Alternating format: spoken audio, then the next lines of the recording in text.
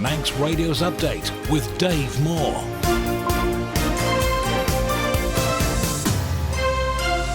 The time is 5 o'clock. You're listening to Manx Radio. I am Dave Moore, and this is Update.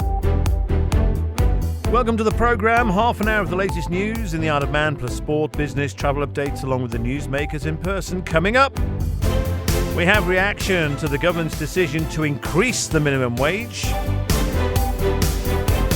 We'll also look at Manx Telecom's merge with Jersey Telecom. And is there a lesson for Manx politics after last night's Welsh government by-election? That's all coming up in the next 30 minutes. But first of all, the Update News headlines with Christian Jones. Fast am I.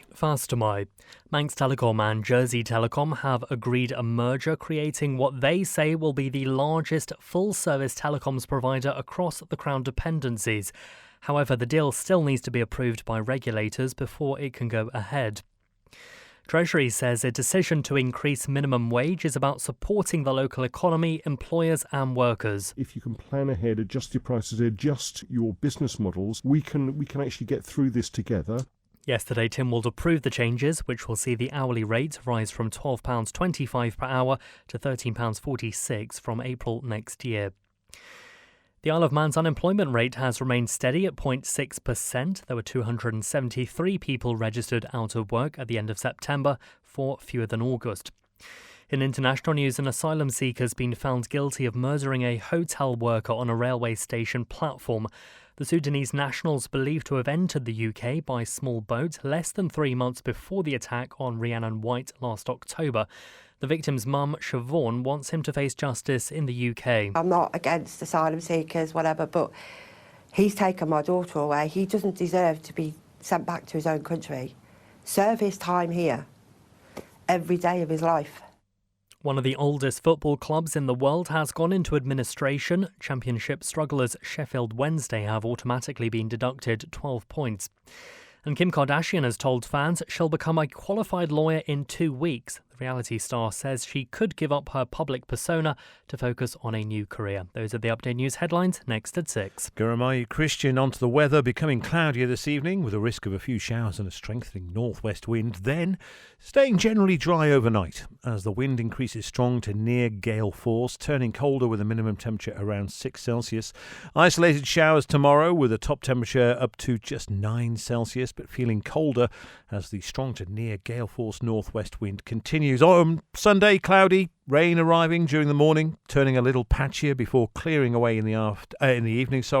Fresh to strong west or northwest winds strengthening during the afternoon with a top temperature up to 11 degrees Celsius. Manx Glass and Glazing can supply and install single, double and triple glazing. Call 674 573 or visit the showroom on the Snugborough Trading Estate. Simply income protection from Kestrel Insurance. A choice of benefits. Simple underwriting and peace of mind with a regular income for up to 2 years if you're unable to work due to illness or injury. Kestrel Insurance is registered with the Isle of Man Financial Services Authority. Carpetland, the carpet specialist with the island's best value carpets in stock, often fitted within a week. Furnitureland for 3-piece suites, dining and living room furniture, and a selection of amazing beds. Carpetland and Furnitureland, West Street, Ramsey. Manx Mobility in Onken have it all. Daily living aids, wide-fitting shoes, rise recliners, beds and scooters, including lightweight and airline-approved models. Call in and see how our expert team can make your life easier. Manx Mobility at the top of Summer Hill.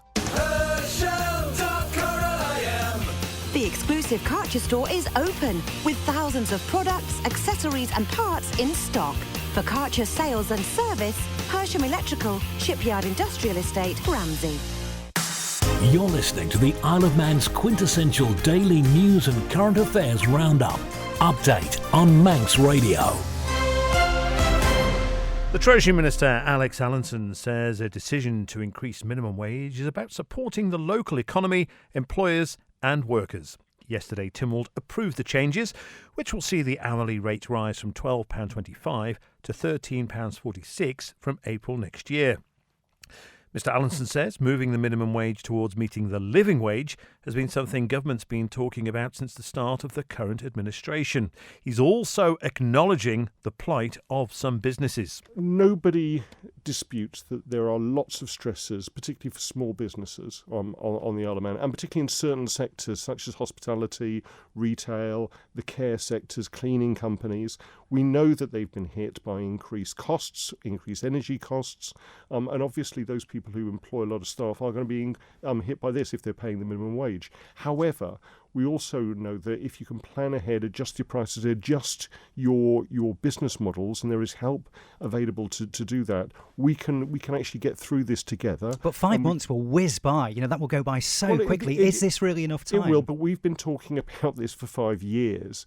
We set a clear pathway in the Island Plan at the start of this administration to meet the living wage. We've actually backtracked on that. We've delayed that. We've phased that in. We're now going for median earnings. So we've given business an awful lot of chance there to adjust, at the same time as they're having to adjust to lots of other pressures as well. This isn't, as I said, a binary debate. This is trying to support the local economy, support local workers, support local employers, so we can all benefit from increased prosperity on the Isle of Man. And at the same time, obviously, attract more businesses over here, attract more visitors over here, get more footfall in our town centres. It's all part of an overall government policy. But this is a commitment by Tynwald which has now been delivered this week. The majority of our comments on Facebook, it's safe to say, were not positive towards yourself or the government's decision. What's the message, though, to small businesses who basically are worried that they're going to have to cut staff to make this work? Again, thank you for inviting me on. This was very much a Tynwald decision. This was initially about poverty, but actually it's also about economic growth and prosperity and trying to get that across our island. What I'd say for small businesses is, look, we were increasing the minimum wage. If you are struggling, reach out to the Department for Enterprise, come in, have a chat, see how we can assist you adjusting to that. And there are lots of schemes available in terms of energy costs, in terms of technology costs. We need to make sure that we support everyone going forward. Treasury Minister Alex Allinson. Well, one outspoken opponent of the minimum wage rise has been the Isle of Man Chamber of Commerce. It's been advocating for local businesses in recent months, saying changes like those approved yesterday would be devastating for their futures. Chief Executive Rebecca George says the impact will be felt beyond the island's hospitality and retail sectors. Business contributes heavily to tax revenues that fund our public services and our infrastructure and our way of life. What we're seeing is business confidence falling, and the whole island is feeling that right now. Confidence is really shaken, and our businesses need to see more support. I heard this morning that the Treasury Minister even acknowledged that this decision is going to create challenges for small businesses. And, he said, yes, businesses will close. These are family-run companies, and they are in real despair. Prices are going to go up, and people are not going to be able to afford to buy a cup of coffee. That's the reality of it. They may think that they're going to have some extra money in their pockets, but when the prices of everything go up at least 10%, everything becomes more unaffordable. It was disappointing to hear that so many of the members of Tynwald openly criticised Chamber last night in the Chambers for doing exactly what we exist to do, which is represent over 450 businesses that employ over 20,000 people. We could not have fought harder to make the case for balance and realism here. We haven't changed our stance on our position on the median wage. What we warned of in July were the risks of using a median that is overinflated by a 28% differential between the public and private sectors. We supported median wage, but only if it was linked to private sector wages. You're listening to Update on Manx Radio. Now, there's been a bit of a spat online about government supposedly scrapping school buses.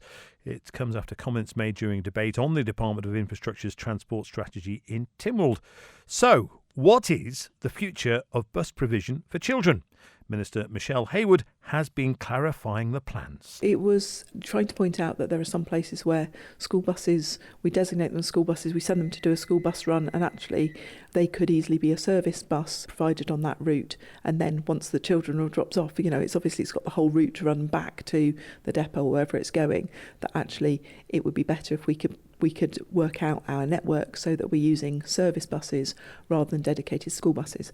There are some routes where that won't be possible because of capacity issues, and we know that we need to put some double-deckers onto routes that are currently run by a single-deck bus, and I'm hoping that will be sorted in the very near future. But actually what we need is a whole strategic look at our bus network to make sure that we are providing as many opportunities for the bus. And I think my comments were in response to there are buses that go past Hayward Court, but they go down to the school and drop children off and then they come back past empty.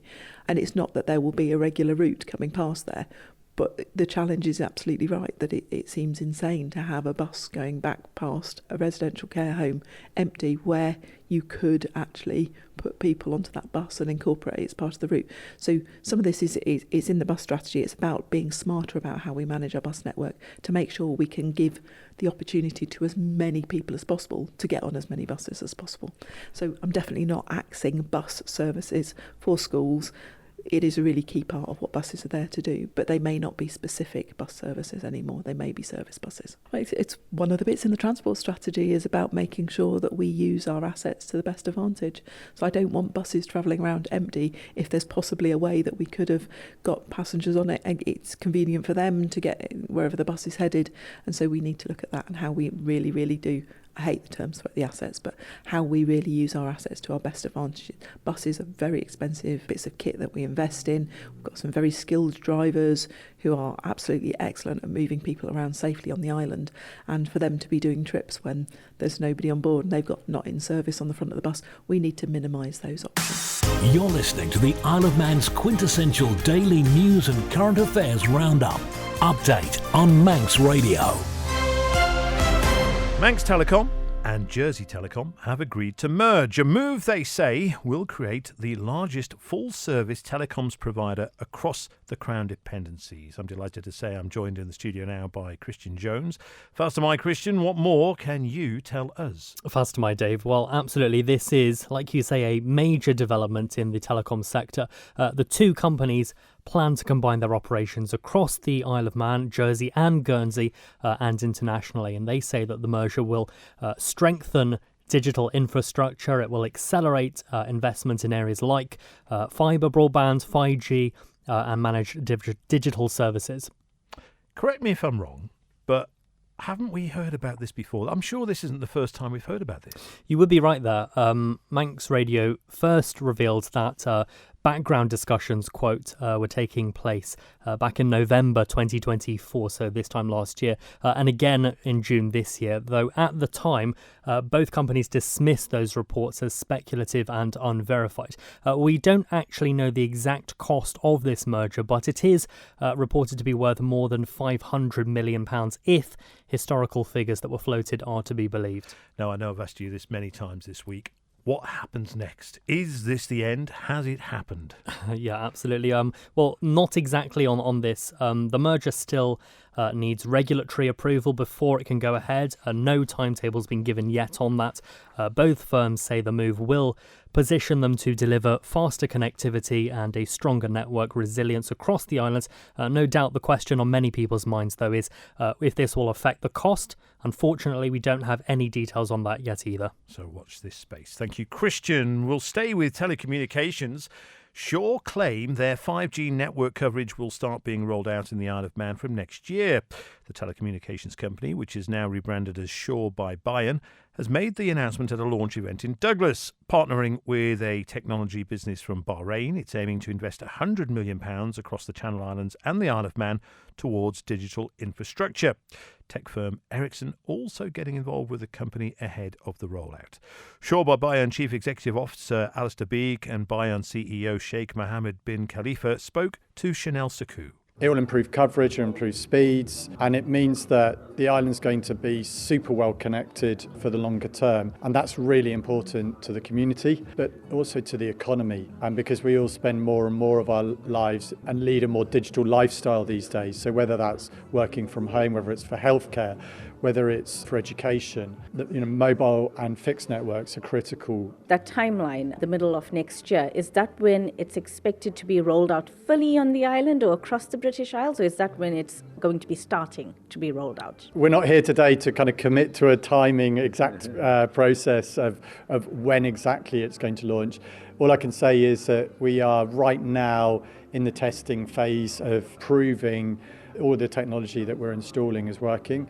And then the plan is next year that we'll be rolling out the technology. Our ambition is to make sure that the whole of the Isle of Man has 5G during 2026. And you've also got Ericsson on board. To bring Ericsson in, it's not only you bring in the latest technology, but you bring in the latest technology, or the best technology basically, and you're also bringing in the security aspect to it as well. So it's not only the latest technology, but the security and making sure that you know your data, your information, and the equipment they use that are secured, which reflects positively on the customer.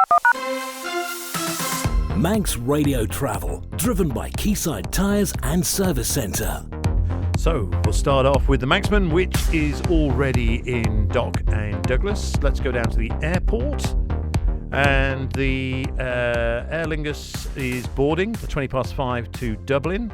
Unfortunately, EasyJet Manchester, which was due to go at 5:30, is now being delayed until 6:25. Loganair Liverpool is on time at 6:45.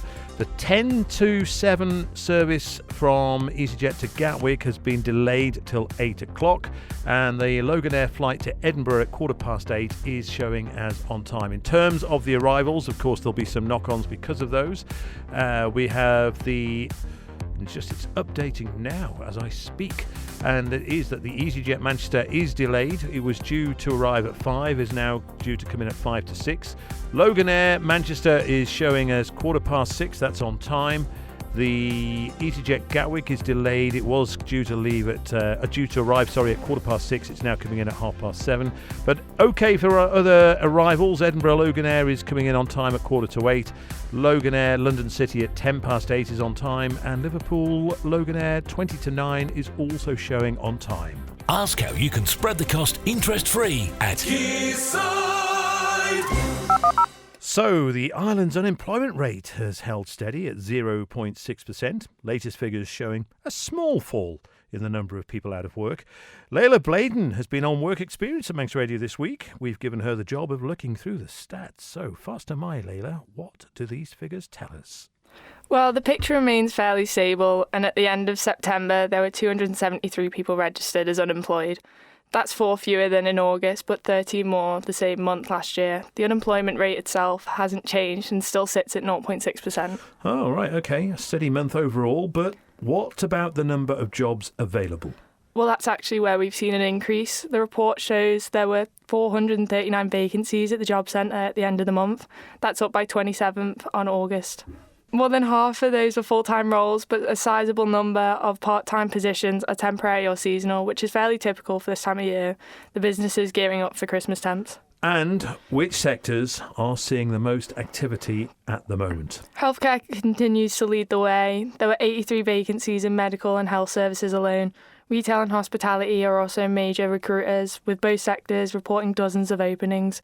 On the other hand, the highest number of people still looking for work are in miscellaneous services, retail and catering. And geographically, are there any areas where unemployment is more, let's say, concentrated? Well, yeah, most of the island's job seekers are based in the east. That includes Douglas, Onken and Braddon, where roughly 2/3 of all unemployed people live. Smaller numbers are spread across the north, south and west. You're listening to the Isle of Man's quintessential daily news and current affairs roundup. Update on Manx Radio. Last night, Plaid Cymru arguably took a surprise win in the Welsh Government's by-election. The Nationalist Party won the seat with themselves and Reform UK taking the lion's share of the votes ahead of both Labour and the Conservatives. But is there a lesson to be learned for Manx politics from what happened yesterday? In South Wales, there's been a reduction of speed limits to 20 miles an hour on many roads, a situation rolling out here in the island. Was this a major factor in how the election fared? Let's hear from news editor of the Caerphilly Observer, Rhys Williams. It was a very busy count. So normally during a general election or a Senate election, there's maybe 3 or 4 reporters from different outlets, but I think there was about 70 reporters there yesterday. Obviously a lot of national interest in what was going on, which is a bit strange when you cover Caerphilly every day and now suddenly it's on all the nationals. One of the big issues in South Wales of late has been the 20-mile-an-hour rollout of lots of different roads around there. Did that play a role in the outcome, do you think, last night? Potentially, but it's worth noting that Plaid Cymru, who won, they won quite convincingly yesterday. They've supported 20 mile an hour, and they have no plans to turn back on it. So whereas when you look reform, at it that way, but yes, so reform, it wasn't the biggest part of a campaign, but they did make a big fuss about that. The Conservatives opposed it as well, but it didn't seem to be the huge issue that perhaps many people thought it would, even though it has been very controversial since it was introduced in September 2023. It wasn't the biggest issue in this by-election. Not even on the run-up when the debates were taking place and the talk, as I know it has been a big issue 20 miles an hour down in South Wales. Yeah, so there was a TV debate on the BBC last week, and it wasn't really, I think it's mentioned once or twice, but it wasn't the hot topic. Key debating issue. Yeah, there was, in quite a prominent part of Caerphilly Town Centre, there's like an interactive billboard, and Reform had an advert saying 20 mile an hour isn't working, and a picture of kind of a tailback of cars. So that was kind of in people's faces quite a bit, but it wasn't the main talking point. I think it will continue to be a main talking point, and I think going into the main Senate elections next year in May, that will be a bigger issue there. But I think it's a combination of local issues, UK-wide issues, that seems to be at play here more. But again, Plaid Cymru being in favour of 20 mile an hour and winning convincingly kind of makes you think, well, actually, it wasn't the biggest issue when voters went to the ballots yesterday. Caerphilly Observer News Editor Rhys Williams. You're listening to Update on Manx Radio. Braddon Commissioners say roof works to its Coronation and Jubilee Terrace social housing has nearly doubled in cost. The local authority says it's due to external insulation, which they claim, if tampered with, could destabilise the internal structure of properties. This was discussed at its public meeting, which also included an update on the street lighting scheme and the renewal of Union Mills Football Club's lease. Local Democracy reporter Emma Draper has more details. Braddon Commissioners is re-roofing the social housing stock on Mount Royal Road to make them more energy efficient and comfortable. Clerk Colin Whiteway said the additional work needed would cost £400,000, on top of the current £400,000 to do the initial work. However, he confirmed the project is running on schedule and one house is being refurbished every 6 weeks. Mr Whiteway added that tenants will be decanted so the extra building works can be carried out. He also confirmed there are 2 leaky windows in Mullindowie, which are going to be investigated. Also on the agenda was an update on the Commissioner's proposed street lighting scheme for the parish. It will be replacing over 70 of its streetlights to bring them up to modern standards. These stretch across 9 estates and also in the Isle of Man Business Park. The Commissioners previously agreed that those in Cronkbourne Village will be replaced with heritage-style lamps. Mr Whiteway said he had been in contact with Manx Utilities, and for the 4 in the area it would cost between £3,000 and £4,000. It was agreed by the board to put a heritage-style head on the lampposts in the village. The Commissioners were also provided with an update on the lease for Union Mills Football Club. Mr Whiteway said he attended a meeting with the club where they asked for a longer lease of 25 years to be able to apply for grants and invest properly in the area. Vice Chair Andrew Jessup said if the club was granted a longer lease, they could make more of the facilities if they had that security. Mr Whiteway confirmed any lease over 7 years must have government approval. The board agreed to ask the government to approve a longer lease for the football club. Braddon Commissioners will next meet on Thursday the 20th of November. Local Democracy reporter Emma Draper reporting. A new exhibition goes on display at the House of Manannán tomorrow, exploring the incredibly rich world of Manx treasure. Entitled National Treasures, it features Viking silver and gold from 1,000 years ago, alongside 4,000-year-old Bronze Age jewellery. Let's hope they look after it better than the Louvre. Manx National Heritage's curator for archaeology, Alison Fox, says the exhibit was formed from a desire to share some of the incredible artefacts that have been found here in the past few years. We really, really punch above our weight on the Isle of Man. We're small, but we're right in the middle of everything. And the archaeological treasures just keep coming up. Every so often I'll pop up on the radio or something about, oh yes, well, this amazing piece of Viking Age treasure has been found, And we really wanted to bring people the message that we've got this amazing resource of treasure. So we wanted to sort of show them how fantastic the treasure looks, how beautiful a lot of this material is as decorative objects, but also just explain, why is it important? It looks amazing. We can be very proud of ourselves, like we've got all this treasure, but, what does that actually mean? What does it tell us about the Isle of Man in the past and where we are now? So that's the main thrust of the exhibition text, really. But we've got some key objects that have been recently conserved and in a way restored, and it's the first opportunity that people will have to see them in their newly cleaned and displayed state. That was Manx National Heritage's Curator for Archaeology, Alison Fox, speaking to Howard Kane. You can catch that full interview in the latest edition of Spotlight, which is available as a podcast now. And you can find the podcast on manxradio.com. But I've just realised I've come in sooner than expected. My apologies. We should have gone to Rob Pritchard with sport. Faster, my Rob. A bit of a dramatic, yes, bit of a dramatic pause there. What a bit of a dramatic entrance. I'll take that. Okay. Yeah, faster, my Dave. Okay, first of all, the current top two sides in our Durn and Drug Unlimited Division 2 meet in a big clash this weekend in one of the headline ties in the latest Isle of Man weekend football schedules. During tomorrow's showdowns, Division 2 leaders Colby head to southern rivals Castletown, who are just 2 points behind in second and have a game in hand. Elsewhere, it remains hotly contested at the summit of the Canada Life Men's Premier League, as just 2 points still separate the leading trio of Corinthians, Laxey and Onken. There are no women's or masters fixtures penned in for Sunday due to the school half-term breaks. You can see a full schedule of this weekend's Isle of Man football ties at manxradio.com. In hockey, there's been plenty going on. First of all, 3 Isle of Man senior national hockey sides will begin their latest England Hockey Championships campaigns tomorrow. The Isle of Man Men's A, Men's B and Ladies B squads all head to the UK on Saturday afternoon to take part in the opening rounds of their respective competitions.